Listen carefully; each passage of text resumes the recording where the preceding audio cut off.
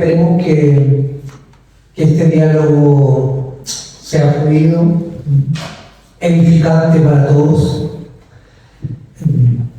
Confieso mi nerviosismo porque no oficio de periodista, así que es un formato nuevo para mí, pero acompañado de un amigo como Ítalo se facilita mucho la cuestión.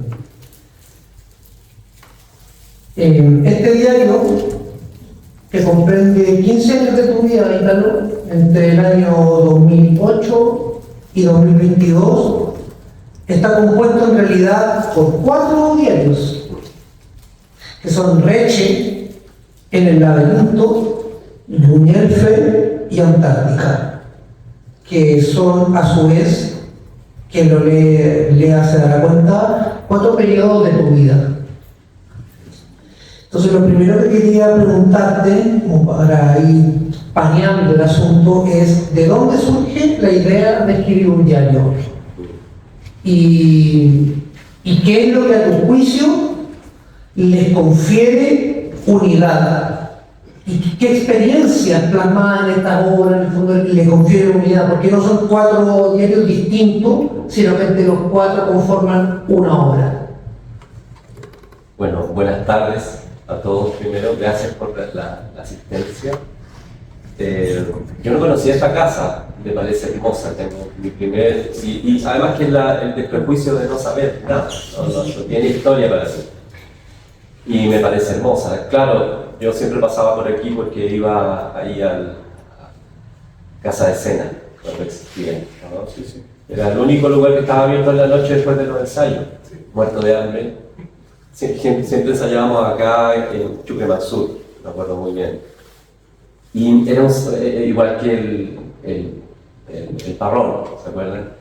Bueno, lo refiero porque también es un espíritu de una ciudad que aparte no existe, ¿no? Y que precisamente ese no existir produce en uno un existir en alguna parte de uno, ¿no? Y lo alienta y lo alimenta y además hace que interprete la realidad inmediata. Eso me pasa con esta casa. Me alegro mucho también de la reunión, me alegro mucho de la oportunidad en este sector, en este territorio. Sé muy bien que la palabra territorio ha sido muy manoseada, como muchas palabras, como el lenguaje mismo. Pero de alguna manera nos permite apuntar a que es una oportunidad también de escucharnos, de celebrar, de abrir vías, ¿no? Y justamente este diario partió, yo tardíamente, recién en el año 2006, llegó a mis manos un libro de un gran autor alemán que es Ernst Jünger, y que en el libro aparecen hartas citas de él, la verdad que sí, porque es una lectura asidua, constante, de todos sus textos. Me produjo un gran impacto, y el primer libro que recibí fue La emboscadura, de Ernst Jünger, donde hay una problemática respecto de... aparece la figura del emboscado, ¿no? Aquel que está en medio del sistema, pero siempre al mismo tiempo fuera del sistema, ¿no? La emboscadura, el que se va al bosque, es una figura muy antigua que tiene que ver con el marginado, tiene que ver con el que se sale de la ciudad, ¿no? Del mundo y de las estructuras, ¿no? Entonces esa figura a mí, con la realidad contemporánea, porque de paso, sin duda que en esos tiempos ya uno traía una larga crisis respecto del estar aquí, de ser bailarín, imagínense qué locura, y vivir y trabajar en la danza, y en el teatro, y en la arte escénica en el fondo. El primer impacto respecto de eso, sin duda, fue mi encuentro con don Miguel Serrano, que él produjo en mí una resonancia tal que me di cuenta que esa gran pregunta que traía y arrastraba se me respondía, ¿no? Entonces, o daba figura, daba sentido, y yo conectaba con una fuerza y una energía que que me alimentaba muy grande. Tiene que ver con el mito, tiene que ver con, un poco con este Santiago desaparecido, con lo que no está, ¿no? Pero que sí está en nuestro sustrato interior y que nos mueve, ¿no? Y eso me llevó posteriormente a este encuentro con Ginger. Y Ginger, desde su primer texto, salté inmediatamente. Yo me acuerdo que ahí en el Café Mosqueto, que tenía una librería, no sé si se acuerdan, tenía una preciosa librería que empezó, ¿no? Que era muy lindo ya de ver, nomás tomarse un café al lado del libro, muy lindo. Y ahí estaban los diarios. Y los diarios me hacían señas, me saludaban y todo. Entonces yo empecé a juntar plata y no sé qué, y ya me compraba un tomo, ¿no? Además que yo no me los leí 1, 2, 3, sino que me los leí como el... Empecé como no lo conocía a Ginger, empecé por el último. ¿No? Dije, quiero llegar luego al desenlace, por decirlo así, ¿no? En una suerte de ingenua, ¿no? Además de no saber, ¿no? O sea, fue una red la obra de Ginger. Sí, fue una red que me fue, claro. Y ahí, hoy que me gustó el diario, que me gustaron los diarios en general. Ya algo había leído de Cousteau, de Léa de Chardin, sus diarios, pero nunca me había provocado ese impacto y esa pasión. Cuando uno anda apasionado por la vida, con respecto a algún tema o alguna cosa, eso me provocó en los textos la realidad del diario, digamos. Entonces, y al mismo tiempo, bueno, yo me estaba desarrollando como creador de arte escénica, entraba en temáticas, ¿cómo diría? En temas, ¿no? Ya, todo el periodo que significó la ciudad de los Césares perdidos, ¿no? Que fue mi primera obra que ganó un fondo para las artes escénicas. Pero yo estudié cantidad, estudié, investigué, fui a la Biblioteca Nacional, hice una postulación maravillosa y primero gané. Siempre hay en medio también es un tema también que parece que es el tema de las postulaciones, que también es largo de conversar eso, pero y que tiene que ver justamente con la estructura, ¿no? Y de este emboscado que se mueve en medio de las leyes de la estructura, pero siempre se permanece cercano a esa realidad fuera, que es estar en el bosque, ¿no? Que es estar en la muerte, lo que está fuera del tiempo también. Lo ajeno a la burocracia. Sí, no, y lo ajeno al civitas, porque ahí aparece, claro, tiene sus riesgos, pero también es un campo fértil, ¿no? el estar en el bosque, ¿no? Pero para ello se comprometen muchas cosas, como el miedo a la muerte. Eso es un elemento súper importante a considerar, ¿no? Para la emboscadura, digamos. Enfrentarse a eso tan elemental y fundamental, ¿no? Entonces, esa necesidad, esa ansiedad, no sé si ansiedad, pero esa sensación básica, fundamental, me di cuenta en esto de estar trabajando en la arte escénica de lo hermoso que es nuestro trabajo, pero de lo efímero que es. Y se me empezaron a morir amigos. Entonces, me sentí con la necesidad de consignarlos, ¿no? de dejar por escrito. Poco me importaba si se leía ahora, pero por último hacer un esfuerzo para mí y para mis amigos, de tener un texto y recordarlo, ¿no? Y recordarlo en el sentido profundo de la palabra, porque es tener en cuenta unas vivencias e interpretar esas vivencias, ¿no? Y en la arte escénica, ocurren hartos milagros. La verdad que los que nos dedicamos a esto los vemos bastante seguido. Uno mismo ya es un milagro, ¿no? Entonces, que ese equilibrio precario, ¿no? Es algo que sentí la necesidad de escribirla, ¿no? Me daba cuenta y de compartirla, ¿te fijas? De compartirla y de saber que también hay muchos en el intento. Entonces también quería llegar a eso, a los que están en el intento, porque para mí Ginger y la obra de Don Miguel fundamentalmente fueron de una gran ayuda, una profunda ayuda para interpretar mi historia, para interpretar mi entorno, para interpretar un montón de aspectos de nuestra vida. y lo quería compartir, y lo quería transmitir. Sobre todo, y además que hay un factor importante dentro de todo esto que uno dice, mira, me voy a dedicar a la ciudad de los Césares y investigo y hago un trabajo. Después hice Reche en todo el mundo y me metí en el mundo mapuche.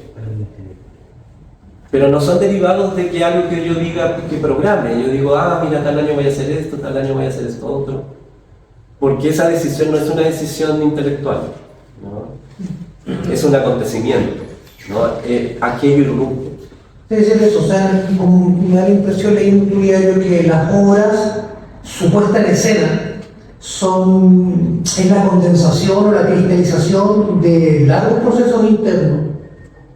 De procesos de investigación y además que, sí, internos, pero también es un apuntar. Porque al acercarnos al mundo de la cultura mapuche es descubrir una presencia, una fuerza viva que está disponible. ¿Entiendes? Son ámbitos que están ahí disponibles y que es importante conectarlos, descubrirlos, alimentarse de ellos, porque además son propios, ¿no? Y esas temáticas han irrumpido de alguna manera, y es muy sincrónico, y generalmente están antecedidos de sueños.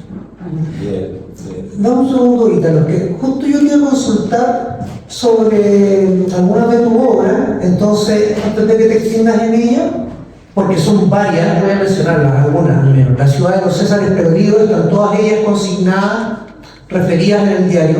La ciudad de los Césares perdidos, el caballo místico, teatro mágico de Saba, Reche, ni por mar ni por tierra, Antártica, e incluso una que ya se presentó fuera del marco del diario, que es la dedicada a la obra de Jorge Teillier. Sí, Jorge Teillier o Sobre el mundo donde verdaderamente habita. Entonces te iba a proponer que comentemos un par, porque las comentamos todas, vamos a contar hasta las 9 de la noche y vamos Reche, acá te mencioné, partamos por Reche. Yo la verdad que quiero comentar un poco mi vivencia con respecto al tema, porque creo que no soy yo quien debe comentar el hecho escénico, la obra en sí misma, ¿no? Creo que eso está en manos de otras personas. Pero con lo que respecta a mí, que me tocó como vivir eso, Reche sin lugar a dudas fue una situación de que, mira, lo primero que me impactó cuando descubrí el mundo mapuche fue lo que significa el Peuma. Peuma es un sueño fuera de lo común, es un sueño que es más que un sueño.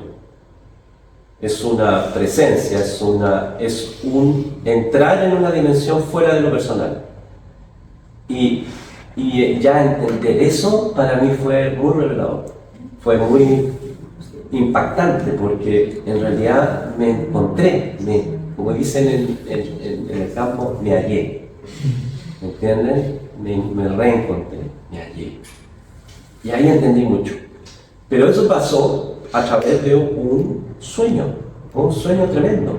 Yo recuerdo que desperté a las 5 de la mañana, me levanté después de ese sueño, un sueño de ese Peuma, y me senté, me fui a mi lugar, a mi despacho y empecé a hacer el proyecto.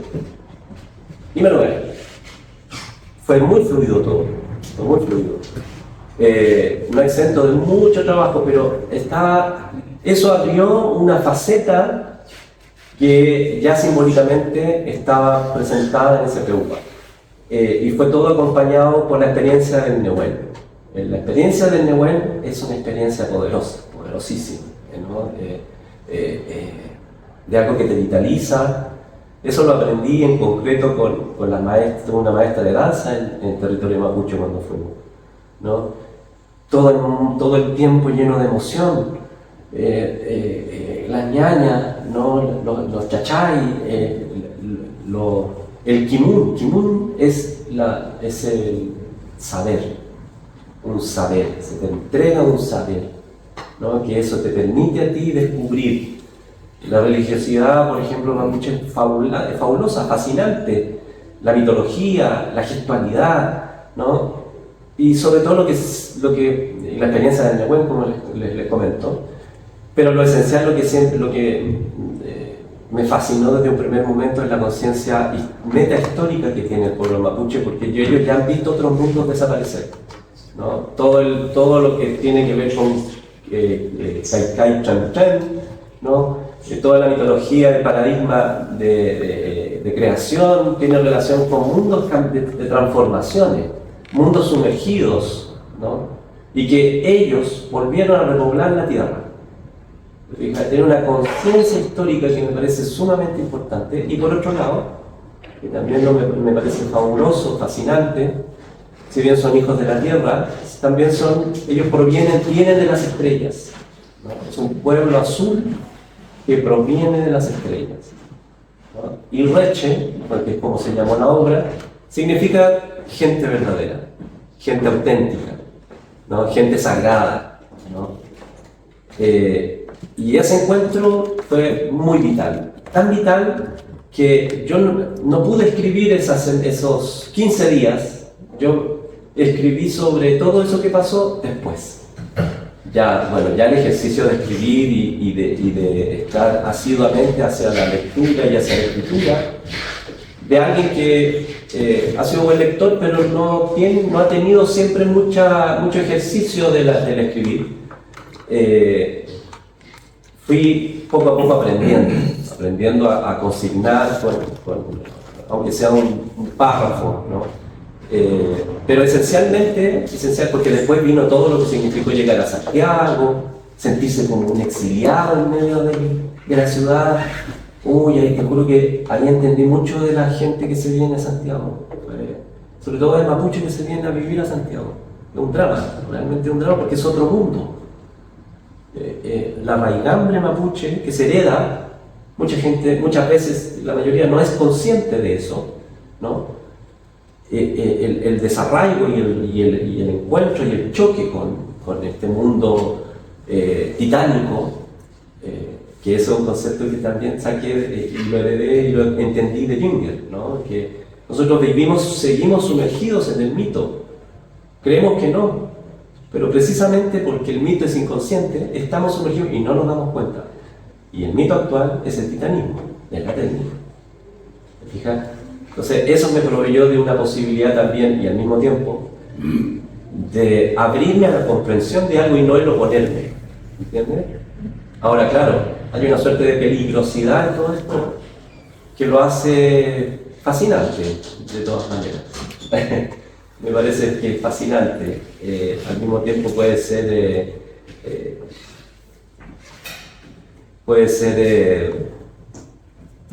salvador, ¿no? Tremendamente salvador. Y a mí la arte escénica, la verdad, que es lo único que he sabido hacer siempre. Alguna vez fui profe, pero era muy raro porque mis clases eran muy teatrales, todos los alumnos bailaban, ¿no? Yo era profe de religión, ¿no? Porque en alguna época fui católico, apostólico, romano. Entonces yo de corazón de verdad quería enseñar la religión.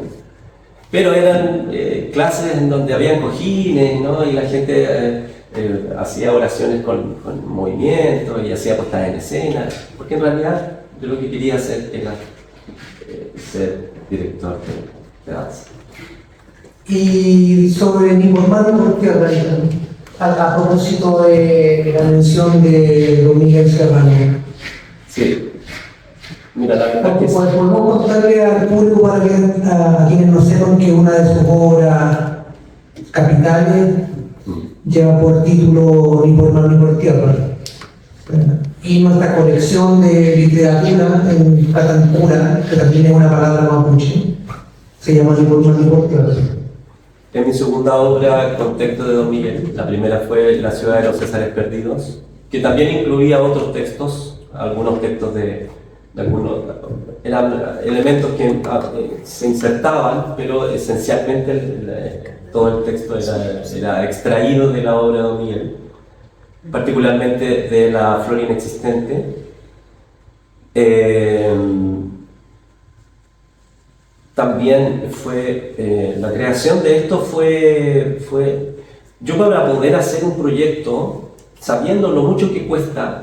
Antártica, consideren ustedes que en mi última obra la postulé 3 veces. y fue un trabajo titánico, muchas horas, mucho tiempo, trabajando, pidiendo, porque ahí uno depende de muchos otros, ¿no? De la oficina que te dan el auspicio, que te apoya, que la embajada, que no sé qué, que el de allá, que te conseguiste, porque eso es lo otro que también uno no solo tiene que aprender el lenguaje titánico, se le imponen esas formas despiadadas, ¿no? Completamente incomprensibles, ¿no? Pero un buen ejercicio que me ha hecho bien, de todas maneras, ¿no? Ha sido un buen ejercicio. Bueno, pero al realizarlo, produjo en este caso es que yo con la obra de Don Miguel siempre he tenido un impacto muy profundo, y hago performance, y hago, no sé, he hecho varias cosas. De hecho tengo otro espectáculo que está inspirado y que se llama el Teatro Mágico de Saba, donde aparece la figura de lo femenino, que para mí es muy importante, la reina de Saba, ¿no? Y es un espectáculo de danza, teatro y circo, ¿no? Una mezcla de cosas. Tú ves gente volando, no sé qué, pero lo que está hablando en el fondo son las diferentes expresiones del eterno femenino, ¿no? Que es mi devoción particular. Ahí en el libro está mencionado varias veces también. Se menciona la diosa, se menciona, claro, hay una devoción a través de toda mi obra, y siempre aparece una referencia a lo divino femenino. Entonces, ya con Ni por mar ni por tierra, que eso fue, hay que considerar que fue el año 2019, el año 2018 me gané un fondo para presentar una obra que la que yo quisiera en el Teatro Municipal, pero en la sala Claudio Raúl, ¿no? Que es una sala para música, ¿ya? Y que tiene ahí, todo se dispone, iluminación, sonido y todo, para presentar los encuentros coreográficos, se les llama, ¿no? Que se hacen anualmente. Entonces, ahí uno en el fondo, lo que se te propone es que tú experimentes. Entonces yo dije, bueno, aquí me quiero hacer en realidad la obra, porque para las otras postulaciones uno tiene que considerar muchas cosas, ¿no? Para mí lo básico siempre es tener esa experiencia que me remezca profundamente para poder hacerlo y sostener tanto tiempo de esfuerzo, porque yo insisto hasta que lo logro. Soy porfiado. Es que me fascinan mucho los temas, me fascinan mucho, entonces prefiero decir que en algo creo que no he visto, que me falta madurez para poder entenderlo, porque el proyecto realmente no... Yo creo en los elementos mágicos de las cosas, la dimensión mágica de las cosas. Entonces, me parece importante que cuando también no se logra, es por algo, ¿no? Y así ha sido hasta aquí, me ha pasado que al final me doy cuenta, hoy sí, mejor que no lo hubiera ganado. ¿Me entiendes? Porque después lo hice de otra manera, de una manera mucho más madura. Porque las temáticas son muy... Si uno es chico al lado de las temáticas, no porque yo hable de Miguel o porque hice Antártico, crean que yo soy una gran persona, no, soy una pésima persona. Muy egoísta, qué sé yo, y ególatra, pero las temáticas son fabulosas. Eso es lo importante. ¿Tú insistes en que en el fondo, en el decreto, en el destino, se está realizando algo que no comprendemos de forma inmediata? No. Y esa es la fuerza del mito y del símbolo. Solo en la búsqueda de los símbolos, ya en su decantamiento, en su destilado, empiezan a aparecer el significado de las cosas que nos pasan y los encuentros. Yo, y te lo quería pasar un poquito a explorar lo que en mi parecer es como la concepción de mundo que se despliega en tu diario, que es la tuya, por supuesto. Son 4 puntos, vamos a ver cómo nos va. Lo primero es que cuando uno avanza las páginas de tu diario, va enfrentándose a un mundo, a un paisaje, digamos, de un mundo desalmado, en ruinas, pero también se encuentra con la belleza. Te detienes permanentemente en la belleza, como si hubiera en ella algo que nos salva. Entonces, la primera pregunta para abrir el campo de exploración de tu concepción del mundo es: ¿En qué consiste para ti la belleza? Uy, es bastante difícil definirla. Creo que mis intentos a través de la puesta en escena han sido ese. No sé si explicarlo, Claro. pero actualizarlo, ritualizarlo, hacerlo presente, que acontezca. Claro. Que acontezca. Y ese acontecer me da la impresión que tiene, hay una directa relación con lo espiritual, lo ritual, porque ahí hay arquetipos, ¿no? Y la belleza para mí que está muy cercana a la danza y muy cercana a la poesía, que aunque pueda ser contradictoria en la imagen, en la figura, es un hecho que estremece, ¿no?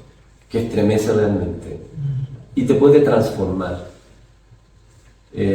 Óscar Pinochet de la Barra, que fue un diplomático, fue director y fundador del Instituto Chileno Antártico, poeta, decía de la Antártica que tiene una belleza tal que te puede transformar. Y yo dije, wow, ¿cómo existe tal belleza? Existe tal belleza. También creo yo que esas irrupciones, esas presencias se dan preferentemente también en los pueblos. O sea, la belleza no tiene que ver con las cosas bonitas, simplemente así como en el sentido decorativo. Pudiendo pasar por ahí, Claro.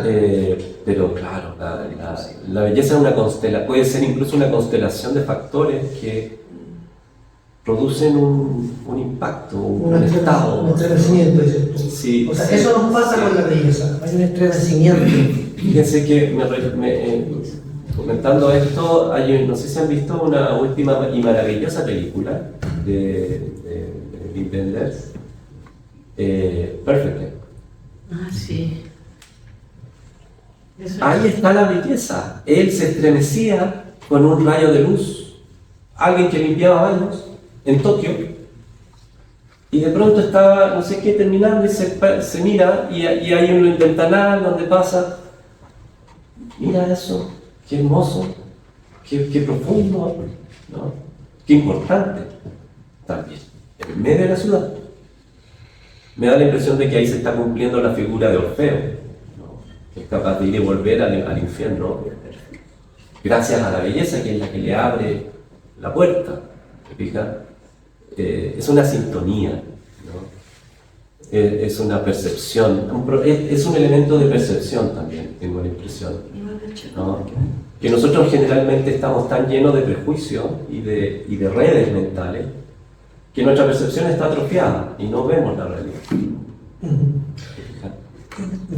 Tú has mencionado ya, te anticipaste a mí, has mencionado, digo, en varias ocasiones los sueños, Peumann.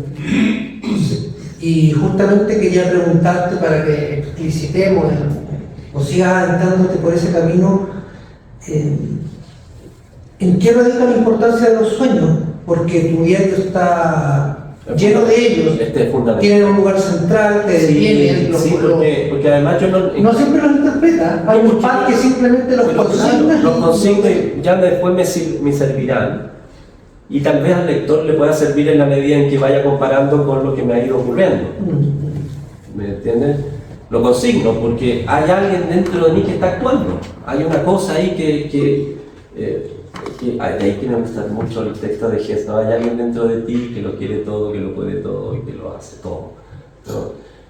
Pero, claro, es que es fundamental. Para mí, el Peumann, los sueños, son una dimensión esencial de mi trabajo, porque además me permite una cierta autonomía de la realidad. No son tus sueños, no eres tú haciéndolos, ellos están... No, es claro, son presencias que se acercan. Ya. No sabría, yo tengo la sensación de que es gracia pura. Es gracia pura. Claro, yo también tengo sueños, de rollos míos, no sé qué, de mi envidia y mi egoísmo, ¿no es cierto? Pero hay otros que no lo son, ¿Por qué yo? No lo sé. Tengo la sensación, escuchando a mis padres y a mis abuelos, que ellos también tenían ciertos acercamientos al mundo de los sueños, pero no tenía muchas herramientas para interpretarlo, ¿no? O para darle un canal. Yo lo hice a través de la arte escénica y de la escritura. ¿Se fija? Porque además, claro, yo provengo, mis abuelos paternos y maternos son campesinos, son del mundo del campo, desaparecidos, y sus hijos son los primeros que vivieron en la ciudad. Que están trasplantados y de una realidad rural, de un Chile que ya no existe, y que yo tengo vagas nociones, ¿no? Sobre todo de mi abuelo, ¿no? Hablo de mi abuelo algo aquí, porque también él fue muy importante. Creo que fue mi primer gran padre, mi primer gran maestro, ¿no? Me contaba cosas fabulosas, ¿no? Me contaba la esquina, el mandinga, los cueros de las norias, de no sé qué, de un montón de cosas de la imaginería del campo, y yo había noches que no dormía, porque además yo tenía la obsesión de que en la cordillera hay ciudades, hay lugares para entrar, que vivían. Porque yo lo veía y yo creía que todo el mundo sabía que ahí había. Entonces cuando mi abuelo contaba esas cosas, era fabuloso, era impactante, ¿no? Y ese estado de efervescencia, de vitalidad, de Nehuen, por decirlo de alguna manera también, es lo que me acompaña y me ha llevado a expresarlo a través del arte escénico. De ahí nace, digamos. Pero nunca son demasiado conscientes, porque tampoco tengo un ejercicio analítico demasiado fuerte, no me interesa. De hecho, en la obra, si ustedes las van a ver, mis cosas, en general, no me importa si entendió o no entendió. Lo que sí me importa es que se emocione. ¿Entiendes? Que se emocione, que lo conmueve, igual que un sueño. A eso aspiro, digamos. Y todo ese cruce de cosas no tienen que ver con que yo quiera llenarlo de espectacularidad, sino que tiene que ver porque quiero llegar a lo que el sueño me produjo, ¿no? Cómo lo viví, cómo lo vi. Eso esencialmente, y ese es mi esfuerzo, ¿no? Lo dice, el espectador tocará a través de tus obras, está hablando de la obra de arte escénica, de danza. El espectador tocaría fuentes olvidadas y ese impacto sería su sello, su identidad creadora, nos habilitaría para construir cultura. Y en otro momento también lo consigna de que se trata de que se mueva algo en el espectador, aunque él no lo supiera en ese momento. No es relevante si él sale diciendo, entendí esta obra, se trata de esto o de lo otro. Sí, los arquetipos se están movilizando, dentro de sí, adentro y afuera. Sí. Es que insisto en la dimensión mágica de las cosas, creo que eso es súper importante para las cosas que tengan sentido también. Pero sí, yo veo ahí una posibilidad de que las cosas perduren y que tengan algún tipo de sustancia, de que toquen el arquetipo. No hay. Mencionaste también hace un momento a tus padres, a tus abuelos, y justamente te iba a preguntar,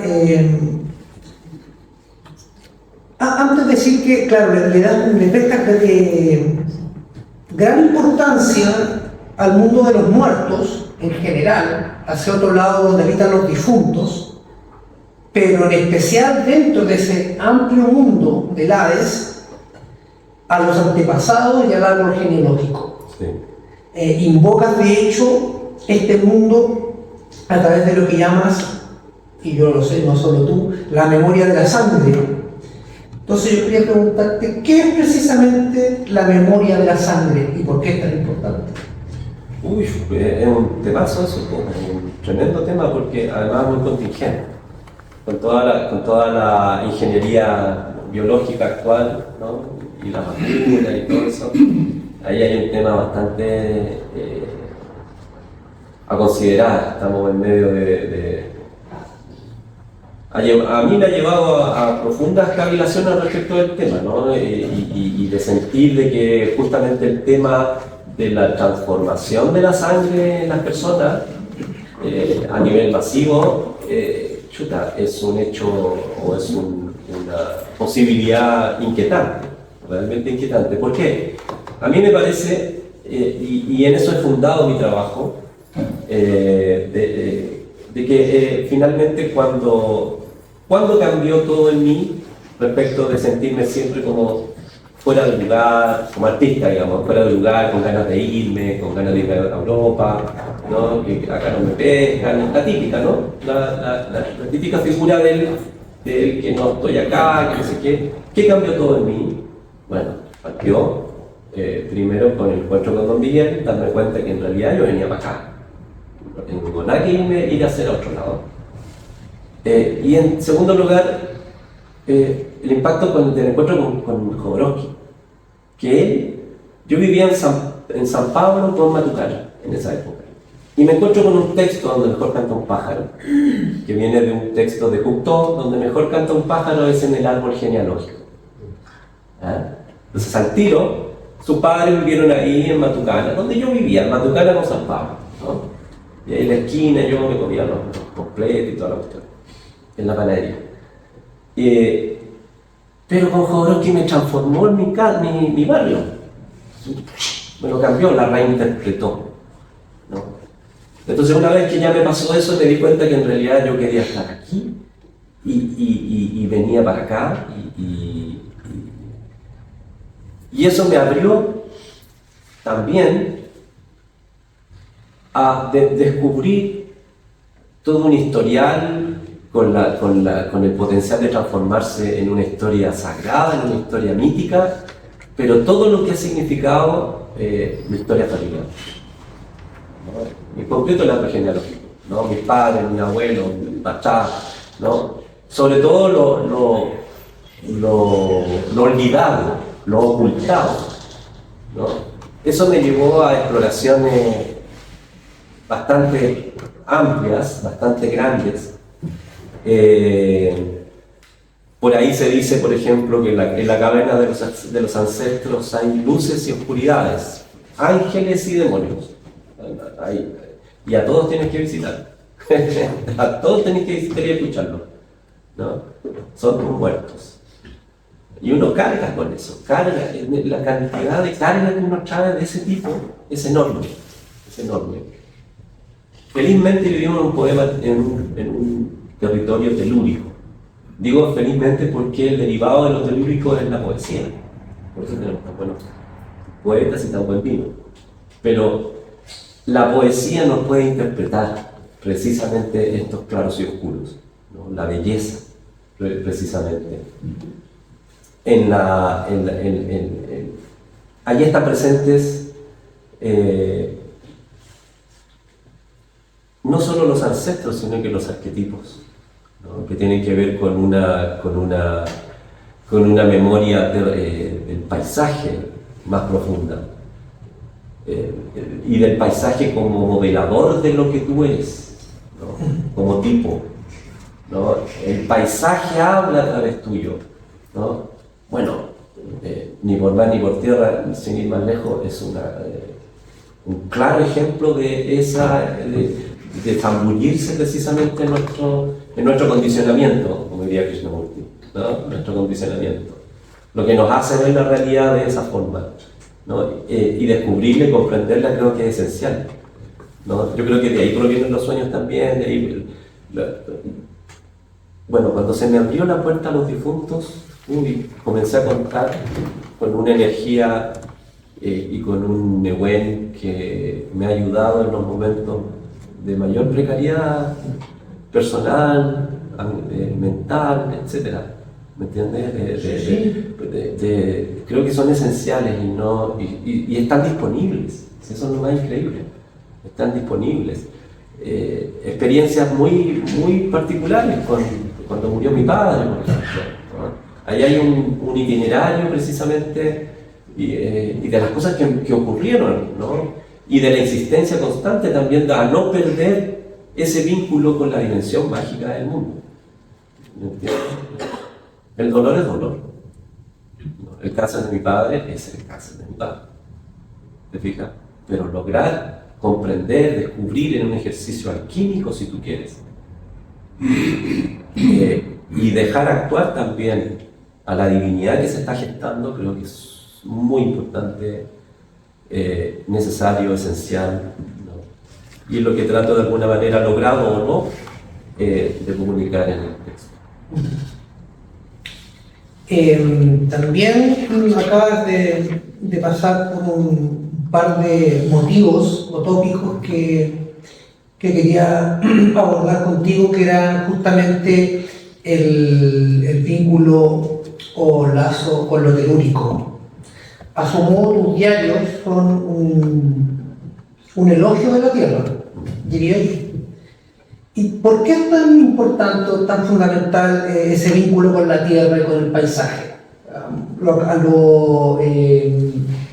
Preparaste en tu respuesta anterior, pero quisiera que entráramos un poquito más. ¿Por qué es tan importante? Porque tu diario, que lo lea, esperemos que todo este público lo haga, es una bitácora también, o sea, vas atravesando el paisaje de Chile, especialmente, pero también de Bolivia. Sí. Pasas por Argentina y otros territorios y siempre, o sea, la cuestión del paisaje, del vínculo del hombre con la tierra y el paisaje es fundamental. Sí, sí. De hecho me recuerdo una cita de un poeta inglés, ¿no? De que para mí las montañas son un estado de ánimo. Porque en general, o sea, esencialmente me parece a mí que el paisaje es muy revelador. El paisaje habla, tengo la sensación, ¿no? Tengo la profunda certeza y experiencia vital también de que las cosas pueden develarse, abrirse, pero hay que tener paciencia para mirarlas y verlas. En general pienso que y ahí entramos a un factor que también tiene mucho que ver con la necesidad de conocimiento de sí mismo, para que de alguna manera el ejercicio de proyección que uno hace en el mundo cese o, por último, adquiera el lugar que le corresponde, para que desde allí, desde esa especie de calma que pueda surgir, se manifieste el mundo. ¿Entiendes? Porque en general no vemos, es lo que decía hace un rato, un problema de percepción. Pero en el ir y en el descubrir, al mismo tiempo te podría decir que es bastante coincidente con mis obsesiones, ¿no? Porque si voy a Bolivia, con lo que más rayo es con Tiahuanaco, ¿no? Porque son experiencias estar en Tiahuanaco. No sé si acá lo conocen, ese lugar, pero es poderosísimo. No podrías tú, las pirámides de Egipto, no sé, el Himalaya, encuentro que ahí hay huellas, y eso es lo que siempre me ha obsesionado, ¿no? Un poco entroncando con esta ciudad perdida que está en los Andes, la ciudad de los Césares, ¿no? Es la presencia o huella de culturas desaparecidas y de gran desarrollo espiritual, tecnológico, mundos desaparecidos de dioses, diría yo, ¿no? Y de conexiones con accesos. Eso, el paisaje puede también ser un acceso a esas dimensiones, ¿no? Creo que esa es la posibilidad también del paisaje. Oye, Ítalo, y porque ya vamos cerrando, ¿no? ¿Qué hora es? Yo estoy perdidísimo, no tengo un teléfono. 10 para las 11. Ah, no, mentira. No tengo idea qué hora es. Son 25 para las 8, ¿verdad? Estamos bien. Me parece como las 9. No sé cuánto rato llevamos hablando. ¿Qué le ocurre al ser humano cuando pierde el contacto con lo telúrico, con lo elemental? ¿Qué otra manera de decirlo? Porque aquí también se ocupa mucho la idea de los elementos. No, y además que siendo chileno, qué lástima, porque vives arriba de los volcanes, porque vives arriba de energías o sobre energías súper poderosas, y que claro, te pueden destruir, sin duda, ¿no? Sí, es cosa de bañarse en el mar y te puedes ahogar. Quiero adelantar, o sea, aquí la experiencia del paisaje y de la tierra en la obra de Ítalo no es en el sentido vulgar, romántica, un paisaje quieto, apacible, siempre amoroso, pero también son fuerzas que destruyen al hombre. Y eso lo, clínica. sí, no, y eso lo aprendí con las ñañas en el sur, con los chachás en el sur, porque sabes, hay viejitos todavía, que viven en ciertas zonas donde no llega la conexión. De hecho, a ellos los preservan, no todos. Estoy hablando de las familias de linaje mapuche. Hay familias que preservan la cultura y que son depositarios de la cultura. Son linajes. Más allá de que hay una cultura pop de lo mapuche, ¿no es cierto? Y que está todo tan en boga y que está manipulado. No, yo estoy hablando acá de gente que todavía existen, ancianos. Bueno, esto fue el año 2009. Probablemente ya no, pero existían todavía ancianos apartados, que ellos vivían en sus rucas en el medio del bosque, que hablaban con las cosas. Porque ellos ven las presencias sutiles. O sea, hay una dimensión del paisaje que nosotros no vemos, que no entendemos, que no descubrimos. Hay una posibilidad del ser humano de conectar con esa realidad. Para poder entenderlo mejor, también hay en Japón hicieron una película que está en anime, y se llama Mushi, que se conecta con los Mushi. Mushi son entidades de la naturaleza, pero que la gente no los ve. Solo algunos las ve, por una cuestión de percepción. No, bueno, a lo que voy es que ancianos que no es que están locos, ni que están hablando con una cosa interior psicológica de ellos. Son entidades objetivas que están ahí, que habitan, ¿no? Sobre todo en zonas muy poderosas y en la cual no hay mucha irrupción del ser humano. Hay presencias, hay ñen, le llaman ñen, que significa dueño. Totoro, para los que no sé si han visto Totoro es un ñen, por ejemplo. ¿Quién lo ve? La niñita chica de la historia. Él es un ñen. Y así está y es un mundo que ha ido en retroceso, como los glaciares. Yo tengo la sensación y la percepción de que en los glaciares existen grandes entidades, ¿no? que van desapareciendo, ¿no? Y esta experiencia, esta espiritualidad cósmica, voy a llamarle, porque no es solo telúrica, no es solo ectónica. Claro, exacto, sí. También tiene que ver con las estrellas, con algo más grande y vasto que está aconteciendo y que nos envuelve. Sí. ¿No es eso el paganismo? Italo? ¿Tú eres pagano? Sí, yo diría que bastante. De hecho, cito mucho una de las cosas que me fascinó también de Ginger, la constante interpretación que él hace desde la mitología griega, ¿no? Pero más allá de los lugares comunes de la mitología griega. O sea, eso era una persona que sabía y había estudiado mucho, y desde el griego, gente que estudió con griego, que nosotros hemos perdido esa posibilidad de entender el latín siquiera, ¿no? O sea, el estado y la precariedad actual, que ya no tienen esas herramientas, es espantosa. Bueno, en la mitología griega me da la impresión, por eso he vuelto a decir lo del titanismo, ¿no? Que es la época actual, ¿no? Porque precisamente eso fue el impacto, ¿no? Poder entender y poder reinterpretar la historia, y no solo la historia, sino que la metahistoria, algo que está más allá del acontecer inmediato, ¿no? Incluso de los milenios, que no son nada, ¿no? Y el ejercicio de escribir proviene un poquito de eso, de saber que somos una sombra, ¿no? Que son tan pocos años los nuestros, no son nada en comparación con un árbol, no sé, sin ir más lejos, ¿no? Tellier tiene una frase muy hermosa que dice: las ciudades son accidentes que no prevalecerán a los árboles. Creo que tiene mucha razón. Y en esa contextualización, esa precariedad, ¿no? de darse cuenta que que en el gran tiempo somos una sombra, poder escribirlo y dejarlo me parece una bonita posibilidad.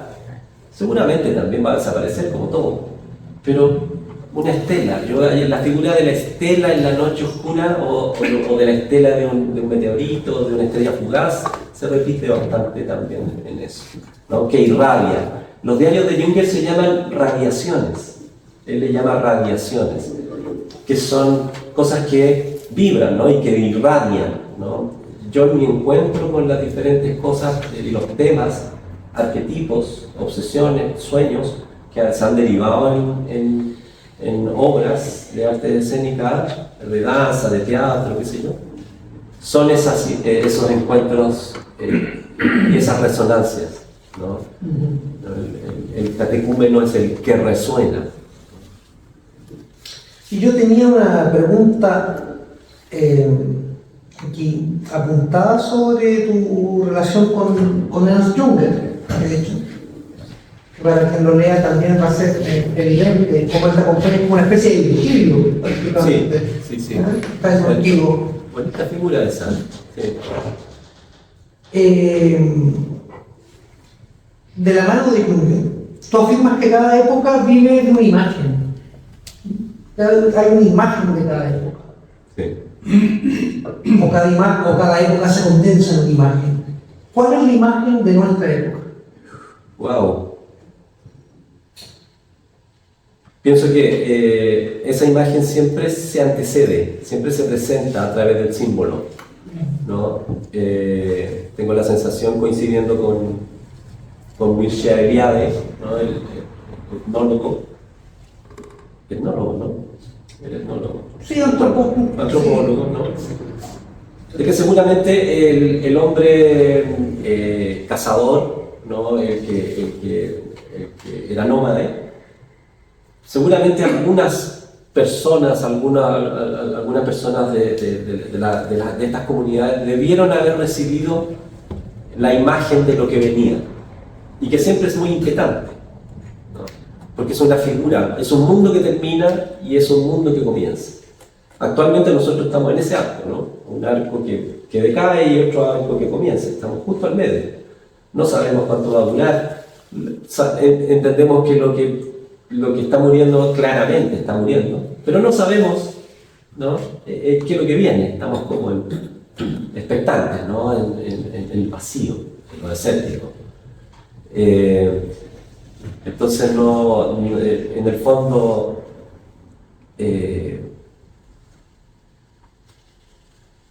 perdón, se me fue la idea. Estábamos hablando de la imagen de la época. y de la imagen de la época, sí. No sabría decírtelo claramente. Pienso que es el Homo faber, Sí. pero creo que es una manera, porque si en concreto yo me la imagino, va a tener muchos rasgos de este inicio, que es bastante más, me da la impresión que es bastante más grosero, ¿no?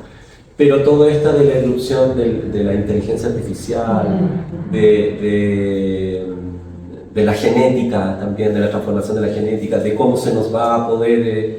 de hecho, en este ojo, por ejemplo, que yo tenía, me cambiaron el iris, ¿no? Entonces soy como un hombre biónico. Ya no soy 100% yo, ¿no? Ya tengo un elemento que gracias a la tecnología está dentro de mi cuerpo. O sea, imaginen eso en 100 años, la cantidad de cosas, los chips, ¿no? Las manos, las extremidades, el riñón, el pulmón, ser más inteligente, hablar mejor, etc. Es el dominio de la técnica. El dominio de la técnica, exactamente.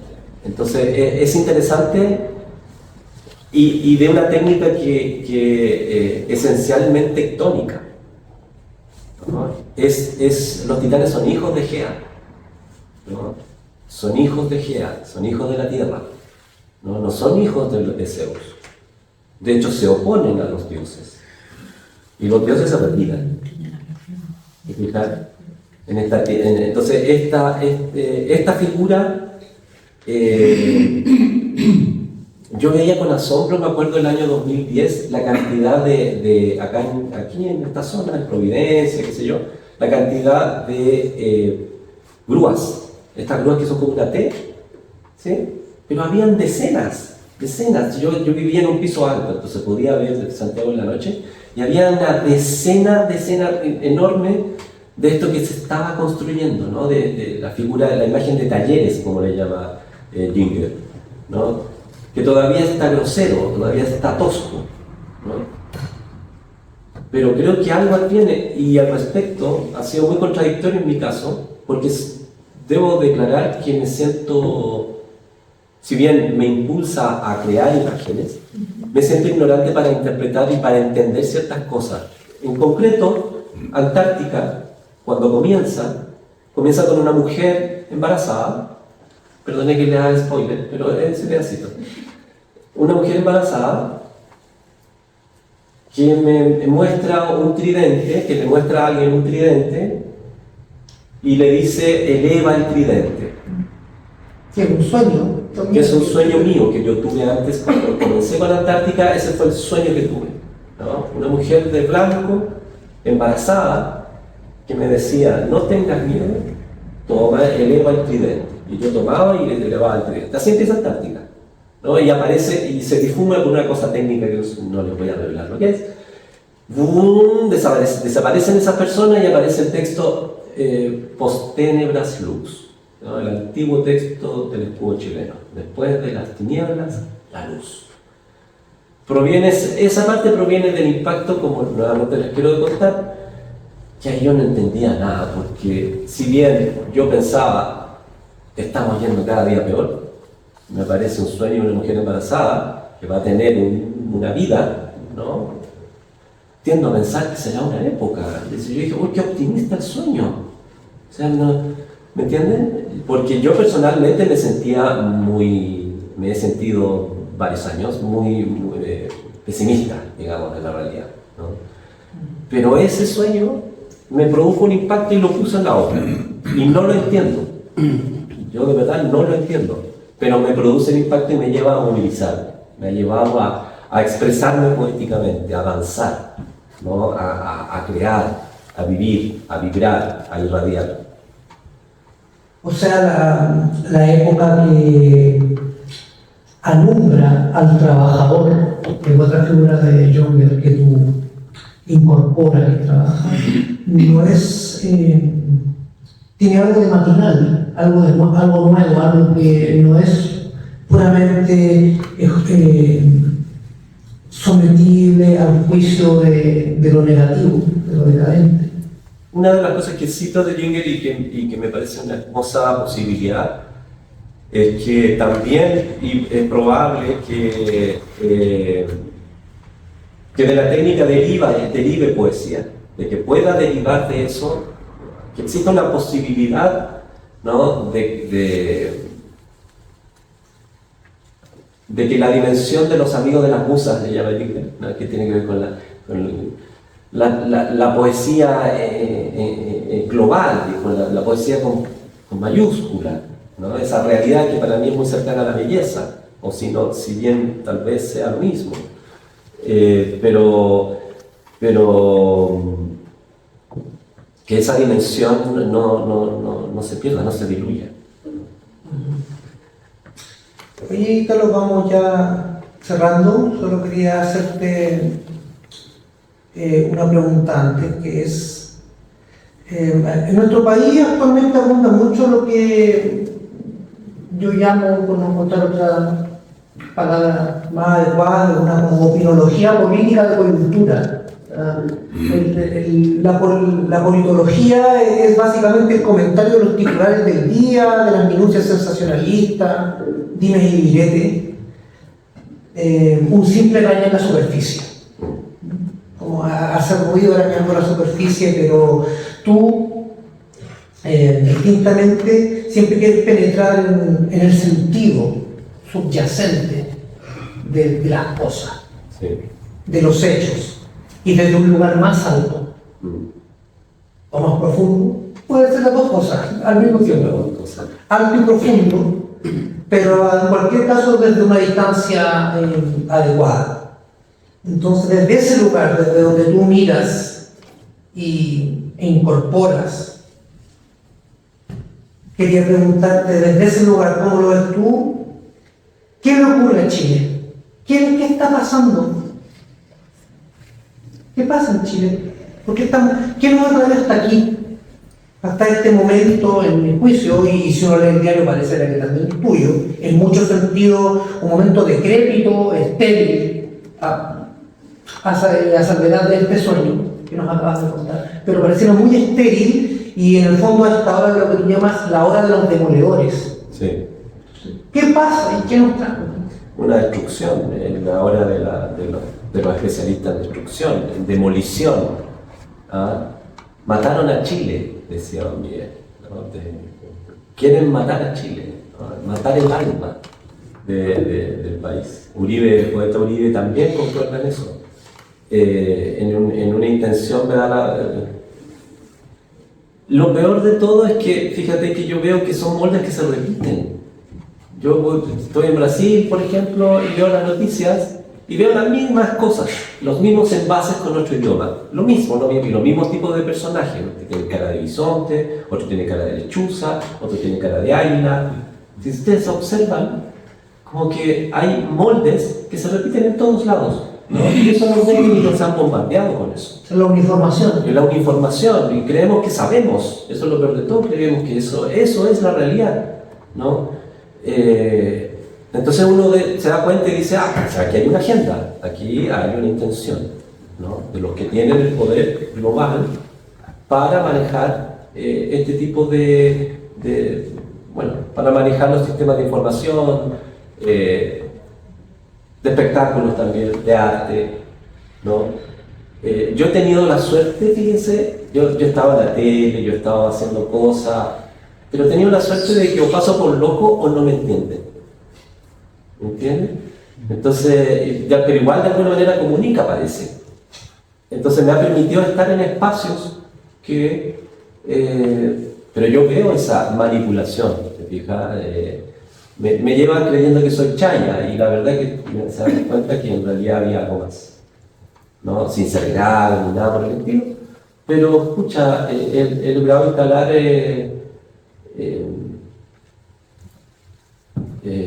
no sé si es mérito mío, yo creo que gracias también, cierta candidez mía, cierta locura, diría yo también, para decir poéticamente muchas cosas, ¿no?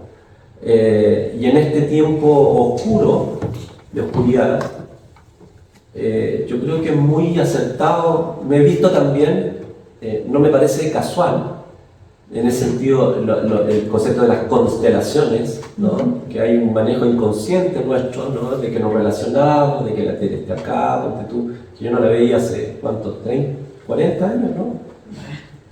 ¿Te fijas? Entonces, son 40, son cosas que no me parecen casuales. Mi vínculo con Catancura, contigo, con Felipe, con nuestro querido... No me parece casual, te fijas, me parece que hay un algo más como los peumas, ¿no? Algo se está moviendo, las divinidades se mueven, ¿no? Yo creo que el mundo no es solo el ejercicio de la libertad de las personas, sino que también es el ejercicio de la libertad de Dios. Eso es el mundo. Entonces, en esa expectativa, cabe la posibilidad también de entrar en una historia sagrada. ¿Te fijas? A mí me llena de alegría poder hacer esto, hacer un libro, es un sueño. ¿Me entienden? Siempre lo anhelé, pero nunca lo creí posible. ¿Te fijas? Son como mis postulaciones. Entonces, el asunto para mí es que, de alguna manera, todos estos elementos dan testimonio de un algo, ¿no? Que ojalá seamos dignos también de ese algo. Y son los dioses, ¿no? Son las divinidades, es la divinidad, son nuestros ancestros, son nuestra familia profunda, que está al otro lado y habla cara a cara, ¿te fijas? Que nos impulsa y nos invita a reinterpretar el mundo. No cabe la posibilidad, ¿no? Y creo que es bonito, es chulo, me parece importante superar el miedo a la muerte. Creo que eso es esencial. Y ya por último, para cerrar,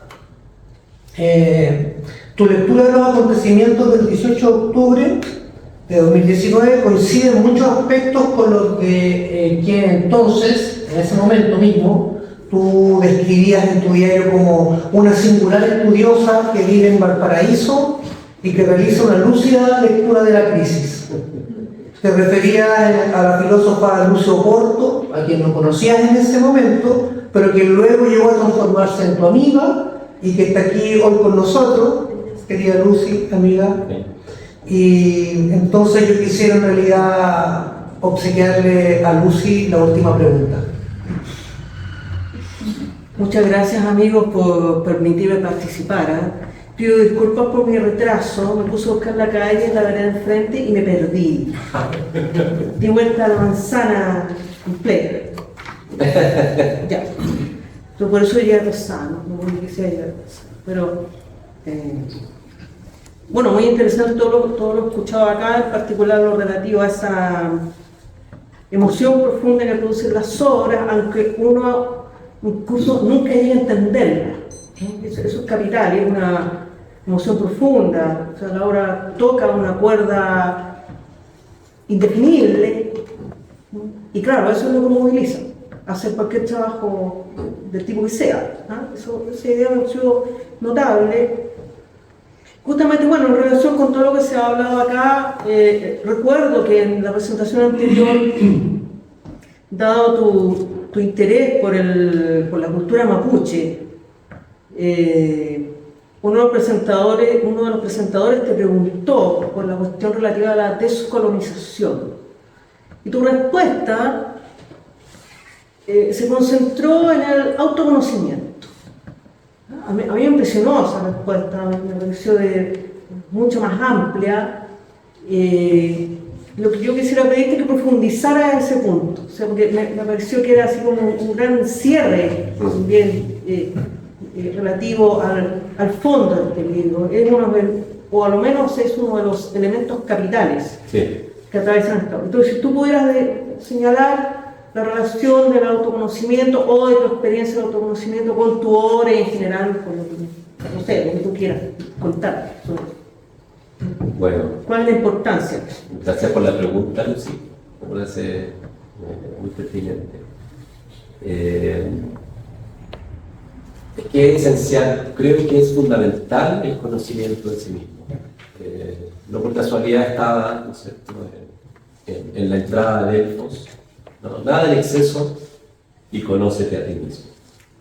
Creo que eso es fundamental, porque si no, uno se pierde en términos de que también está ahí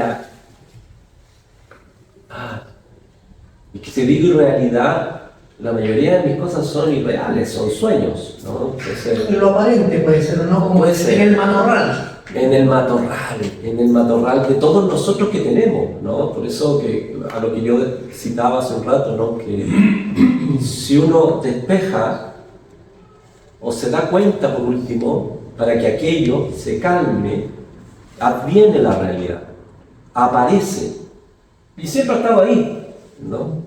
Siempre ha estado ahí, no se ha movido. Soy yo el que me transforma. El mundo se transforma cuando yo me transformo.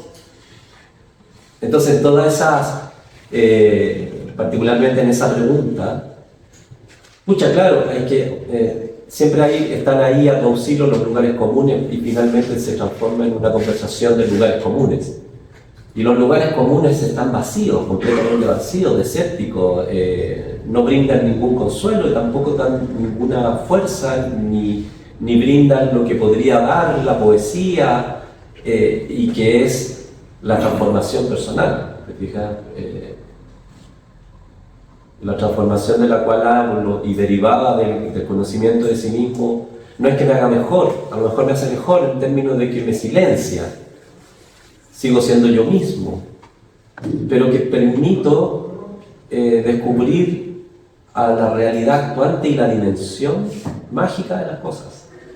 Entonces, entrar en esa retórica, ¿no? En esas discusiones del colonialismo o del descolonialismo, me parecen intentos infértiles, ¿no?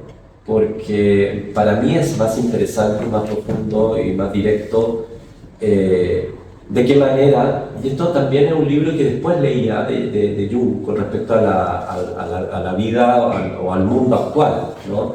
Que él planteaba, hasta que no nos demos cuenta y dejemos de proyectar en el otro lo que tengo, los problemas que yo tengo, mis defectos, mis propios defectos, mis propios, no sé, vacíos, mis propios fantasmas, hasta que la sombra, ¿no? No voy a hacer nada, no voy a lograr nada, voy a seguir alimentando una suerte de dínamo infructuoso, ¿no? de luz negra, ¿no? En vez de retroceder, comprender y admirar el mundo que está vivo, ¿no? Presente, el universo, lo que acontece, ¿no? Y eso me evita también un montón de desgaste, ¿no? De desgaste innecesario, ¿no? Creo que ahí fue súper importante para porque me estaba abriendo la puerta de entrar en retóricas y temáticas, ¿no? Muy contingente y lo que dijo y lo que no dijo y lo que dijo el otro, ¿no? Entonces, y eso no me interesa realmente, nunca me ha interesado mucho. Porque creo que lo esencial y para descubrir la dimensión mágica del mundo es pasar por el conocimiento de sí mismo, ¿no? Y dejar de proyectar en el otro lo que yo soy. Solo entonces para cerrar esta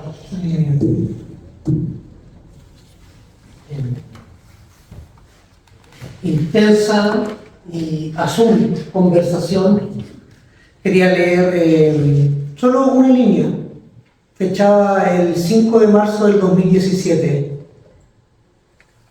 y dice: mi tierra, cordillera mística y dorada, guardiana de todos los secretos, bastión invencible. Muchas gracias, Ítalo, por habernos dado este regalo y por haber conversado conmigo esta tarde. Gracias a ti, gracias a todos por venir y bueno, ojalá.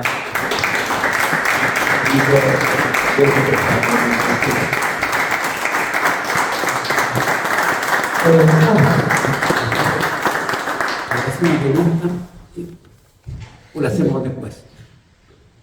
Vamos a después porque creo que estamos medio pasados por la hora porque empezamos más tarde, pero hay un vino de honor y están las horas de Catancura y especialmente la de Ida, ¿no? Para que la quieran y ahí podemos seguir conversando. ¿Te parece? Sí, perfecto. Pues, Hacemos entonces. por favor.